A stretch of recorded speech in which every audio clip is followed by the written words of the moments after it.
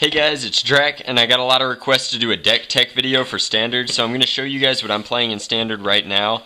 I'm actually going to the Invitational in Indianapolis in a couple of weeks, and I'm not really locked into my Standard deck. I'm definitely playing my usual Legacy deck, which is Shardless Bug for the Legacy portion, but for the Standard portion I'm not sure.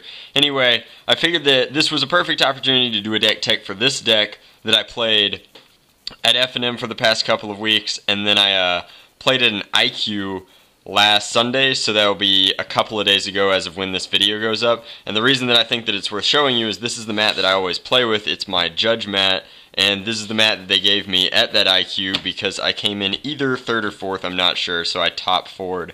So I got a mat, it's kind of cool, it's got the Greco-Roman theme from Theros, but I'm going to break down my current Standard deck in its entirety and kind of tell you how it works. So first off, with the mana base, we have some Beta Islands signed by Mark Poole, who's a good friend of mine. In fact, this is an island altered by him.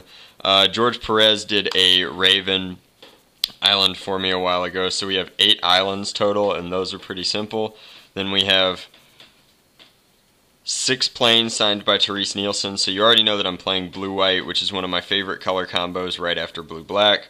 I have 4 signed Hallow Fountains, and then I'm playing with 4 Azorius Guildgates, so that's the mana base for the deck.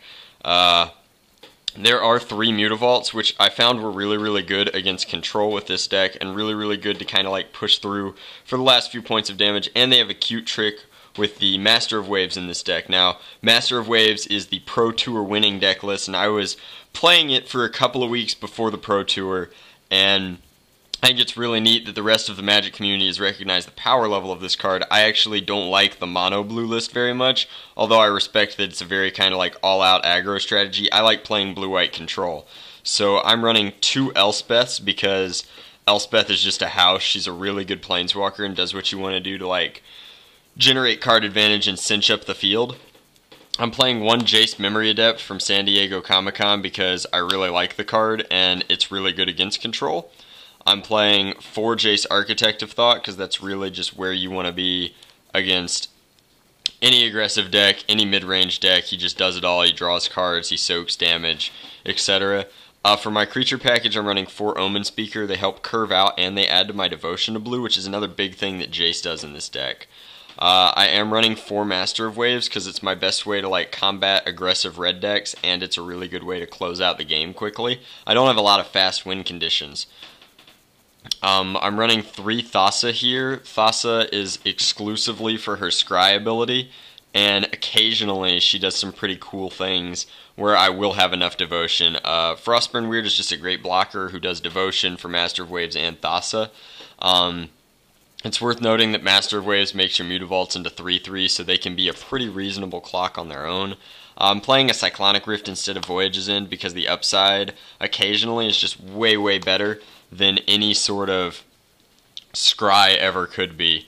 I'm playing 3 Sphinx's Revelation because if you're playing blue-white, you're playing it for this core package of Supreme Verdict and Sphinx's Revelation, and they're just the most powerful cards in Standard right now, I think, and they handle a variety of strategies and they gain life both actively and passively in the Supreme Verdict by handling your opponent's field, and I'm often just sacrificing one of my Omen Speakers when I Verdict, so I think that that's really strong.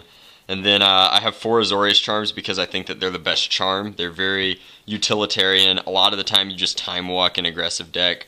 I'm running a Claustrophobia because it's a cute trick, and I think that it's really neat. It also adds an extra Devotion for some things. And then I'm running 2 Detention Spheres, which are kind of a catch-all. Again, they fit into this blue-white control package that I think is just really strong. And they've been altered by the lovely Draculina. A lot of my cards are altered, actually. Some might be in the board, too. I'm not positive. But the Detention Spheres have been turned into Pokeballs. 2 of my Master of Waves have been altered into full art extensions, which I think is really cool. We did that, of course, back when it was like a $4 mythic. Now it's really expensive, and I look silly for having those altered. But I'm going to go ahead and kind of tuck this off to the side, and we will talk about the sideboard.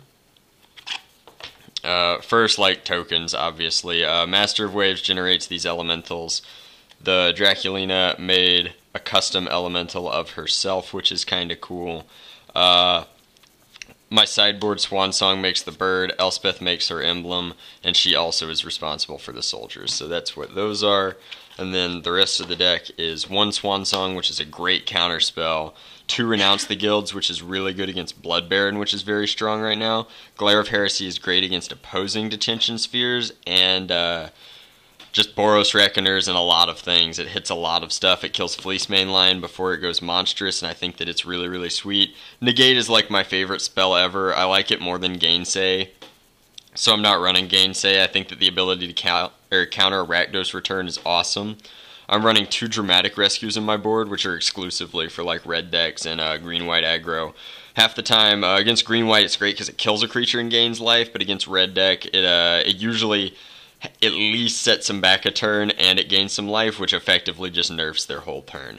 I'm running a Tidebinder Mage against red. It's more devotion, and I think it's cool that you can like tap down the Stormbreath Dragon, which is pro-white, and a lot of my removal, other than the Verdicts, doesn't hit. I can't Azorius Charm it, and I can't D-Sphere it, so it's nice to be able to just tap it out of the way.